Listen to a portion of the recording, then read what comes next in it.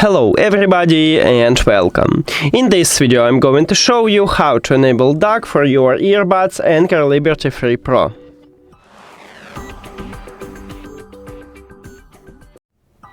You have to start by open Soundcore application, and if you add your earbuds to the application you will see your device at the device list. Tap on it and then scroll down to sound mode. Click on it also. And right here we have LDAC. Firstly, Apple devices doesn't support this codec at all. Secondary, not all Android phones support this codec also. So firstly, let's enable it, and I will show it to you how to check is your phone supported.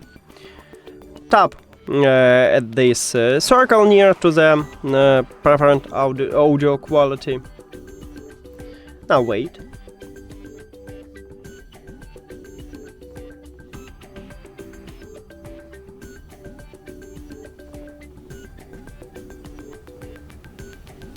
Cool, we just enable it, and now we should go to the settings, and you need to enable developer option. If you don't know where to find it, on this channel we have instruction how to enter developer option on any Android phones. And if you enable it, just write codecs. And right here we have Bluetooth audio codec, so tap on it.